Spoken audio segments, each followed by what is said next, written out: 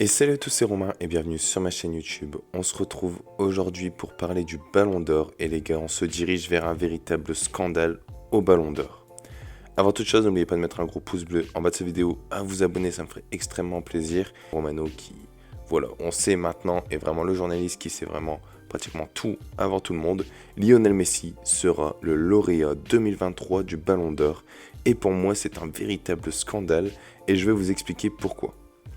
Tout d'abord, on sait tous qu'on se dirige vers les deux premières places qui sont attribuées à Haaland et Messi, et la troisième place, on peut se dire que ce sera pour Mbappé, mais rien n'est sûr par rapport à De Bruyne, à Rodri, etc. Mais si on se base sur les stats et les critères du Ballon d'Or, on va en parler juste après, Mbappé est bien placé pour la troisième place. On va donc regarder leurs statistiques de cette saison et comparer avec les critères du Ballon d'Or. Alors, on va commencer avec les stats de Kylian Mbappé. Alors, Kylian Mbappé a réalisé 56 matchs pour 54 buts. C'est la première fois qu'il met autant de buts dans une saison. Donc voilà, c'est un record pour lui, c'est incroyable. 13 passes décisives, donc 67 buts et passes décisives. Donc c'est vraiment un truc énorme. Il est décisif toutes les 71 minutes. Si on rentre dans les détails, avec le PSG, c'est 43 matchs, 41 buts, 10 passes décisives. Et avec l'équipe de France, c'est 13 matchs, 13 buts et 3 passes décisives. En comptant dedans la Coupe du Monde, il a vraiment tout pété à cette Coupe du Monde. Au niveau de son palmarès, on peut dire qu'il était finaliste de la Coupe du Monde, meilleur buteur de la Coupe du Monde avec 8 buts, meilleur buteur de l'histoire des phases finales des finales de Coupe du Monde, avec 4 buts en 2 finales, vainqueur de la Ligue 1 et vainqueur du Trophée des Champions. Ensuite, meilleur joueur de Ligue 1, meilleur buteur de Ligue 1 avec 29 buts. Voilà, des stats de fou furieux. On va passer à Messi. Il a réalisé 54 matchs pour 38 buts et 24 passes décisives, soit 62 buts et passes décisives. Il a remporté la Ligue 1, le Trophée des Champions et la fameuse Coupe du Monde, en finissant meilleur joueur du tournoi. Pour Haaland, c'est 57 matchs, 56 buts, 10 passes décisives. Il est à 66 buts et passes décisives au total, soit une de moins que Kylian Mbappé. Il a fini, lui, vainqueur de la Ligue des Champions, vainqueur de la Première Ligue, vainqueur de la FA Cup. Et ça, c'est fou, c'est le triplé historique. Il est meilleur jeune de Première Ligue, meilleur joueur de Première Ligue, recordman du nombre de buts inscrits en une saison de Première Ligue, meilleur buteur de la Ligue des Champions et meilleur buteur de la saison régulière avec 56 buts. Donc les critères d'attribution, ils ont été un petit peu modifiés pour cette année, surtout que maintenant ça passe sur une saison. C'est plus sur une année civile, mais sur une saison. Donc en premier, c'est les performances individuelles et le caractère décisif et impressionnant des prétendants.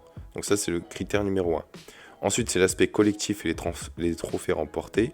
Et enfin, la classe du joueur et son sens du fair play.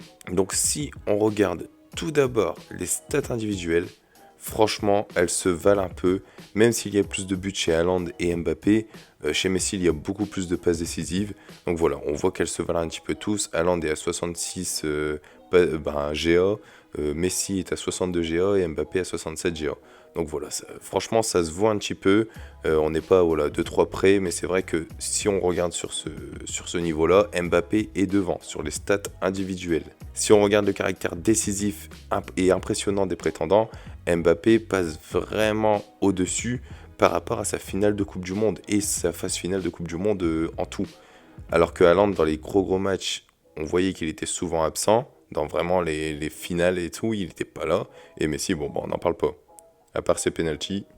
On va donc regarder les trophées pour le caractère collectif, en fait, pour ce deuxième critère, car on va dire que le premier, ça se voit un petit peu. Donc on va départager avec le deuxième critère. Et le deuxième critère, malheureusement, ça écarte complètement Kylian Mbappé. Voilà, parce qu'il n'a pas gagné de trophée majeur, il a gagné que la Ligue 1, le trophée des champions, même s'il fait des stats de fou en termes de trophées. Là, Mbappé est malheureusement écarté, c'est pour ça que j'ai dit qu'il ne pourra pas être au-dessus de la troisième place. Et maintenant, il va y avoir deux écoles, ceux qui pensent que la Coupe du Monde vaut tout, et ceux qui voient le triplé de Haaland comme historique. Et c'est assez compliqué car la Coupe du Monde, elle vient finaliser la carrière de Messi, et en même temps, Haaland, première saison en PL, et il casse tout. C'est censé être une saison où il vient d'arriver, il change carrément. On voit que Messi, lui, quand il est passé en Ligue 1, il a vraiment eu du mal. Haaland, lui, il change de pays, il change de ligue, et il casse tout quand même. En fait, je dis que c'est un scandale si Messi gagne ce ballon d'or, tout simplement parce que pour moi, la Coupe du Monde 2022, c'est pas la Coupe du Monde la plus méritée du monde, quoi. Vous avez vu le parcours de l'Argentine, tous les pénaltys qui ont été gagnés, les polémiques qu'il y a autour, comme le dopage de Papou Gomez, là, et je suis sûr qu'on va apprendre de nouvelles choses par la suite. Il y a plein de choses, l'arbitrage qui a favorisé l'Argentine, voilà, il y a vraiment beaucoup de choses autour de cette Coupe du Monde pour l'Argentine. Il y a énormément de polémiques. Ça aurait été un autre pays qui gagnait, il n'y avait pas autant de polémiques. Donc là, c'est vraiment qu'il y a eu beaucoup de choses, et je pense que ça détériore un peu cette Coupe du Monde. Bien sûr, pour les fans de Messi, non, c'est la meilleure Coupe du Monde, voilà, la meilleure de l'histoire, comme elle a été élue, etc. Mais moi, je pense qu'il y a un souci derrière cette Coupe du Monde. On va en apprendre plus dans les prochaines années, vous verrez. Mais voilà, c'est malheureusement pour moi pas une Coupe du Monde énormément méritée.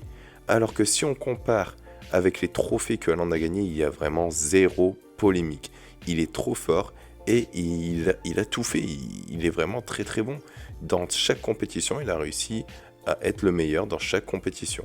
Donc malheureusement avec la Norvège, ça ne l'avantage pas trop, mais en tout cas, Haaland, il y a zéro polémique autour de sa saison et autour de ces 3 gros trophées qu'il a gagnés, ses records. Si je dois donner mon classement, et je pense que vous l'avez compris, c'est Haaland qui est pour moi clairement premier, Messi deuxième et Mbappé troisième. Donc à l'heure où je tourne la vidéo, on n'est pas encore, voilà, le Ballon d'Or n'a pas encore été donné. Vous, où elle sort, c'est ce soir normalement le Ballon d'Or. On verra si j'ai raison ou pas, mais je suis presque sûr que Messi sera premier, Haaland deuxième, mais Mbappé ne sera même pas troisième, j'en suis sûr.